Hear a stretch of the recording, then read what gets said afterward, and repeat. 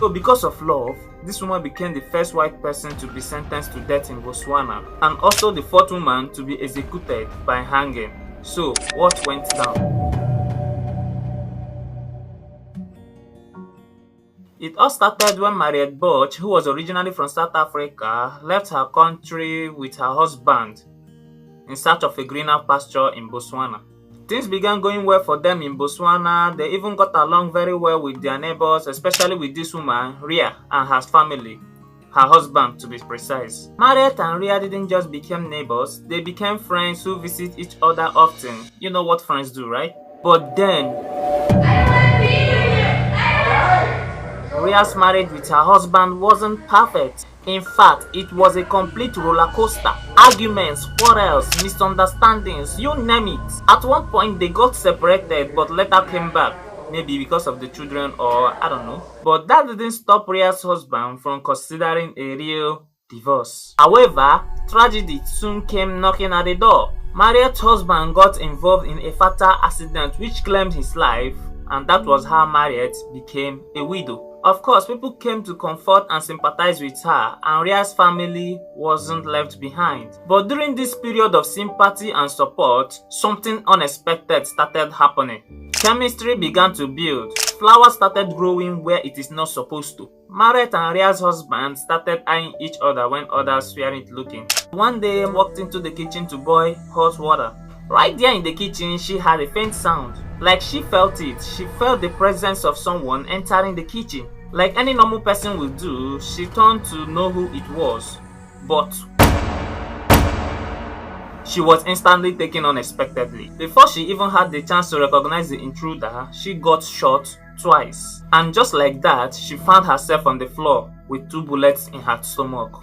That was how her ghost left her body and the intruder escaped undetected. Ria's daughter was the first to see her mother lying lifelessly on the floor. Her father was contacted and the police were called in. Investigation commenced almost immediately, and at the end, the conclusion was that it must have been a burglary attack gone wrong. The thief must have come to steal something, but she wouldn't give him, so she got shot. This was their conclusion, and people rode with it until not too long after, something started happening that showed the cracks on the wall. It was so suspicious that people started whispering and raising eyebrows. It happened that Tiny, who was Ria's husband, rented an apartment, and guess who moved in with him? Mariette. Yes, he moved in with Mariette. People saw this and of course they started talking. Their disappointment were apparent. Like, when did Ria pass away and her husband is already moving in with a neighbor? This was so suspicious. At first, both Mariette and Tiny claimed that they weren't involved in any kind of romantic relationship. But 3 months later, they made a secret announcement that yet again shocked everyone to the marrow. They were getting engaged. Yes, 3 months after Ria's death, her husband is now engaged to her neighbor.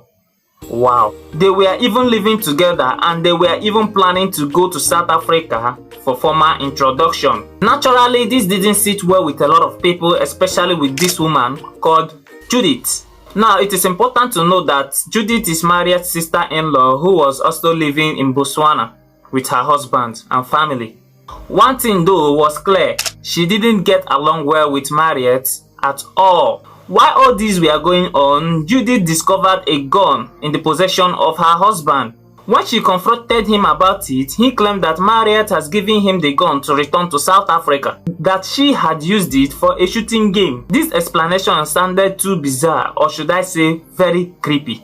Something really felt off. So it was at that moment that Judith remembered something. She remembered Mariette once telling her that she is in love with late Ria's husband. Now, putting 2 and 2 together, Judith's suspicion grew even stronger. So therefore, she took the gun to the police station, and that led to another investigation which revealed something shocking. It was discovered that the gun matched the bullets that were discovered in Ria's body. So with this evidence, both Tiny and Mariette were arrested. Tiny got off easily. His response were direct and straightforward.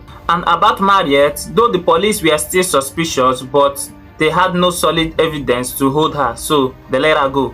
But then, the investigation didn't stop there. Anyway, Tiny and Mariette went ahead to get married with the intention of living happily ever after. But unfortunately, the police came for them again. This time, they have stronger and more solid evidence. It was revealed that Mariette has climbed the fence into Ria's apartment and shot her twice with the same gun.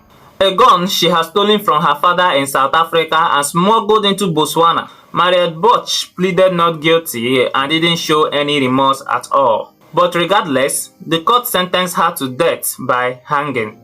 This happened several years ago, but I am only sharing it now for us to be mindful and careful, because this feeling called love or lust can cause more damage than we can imagine. It's Anthony Precious here, and I implore you to stay safe, stay healthy, and stay happy. Cheers.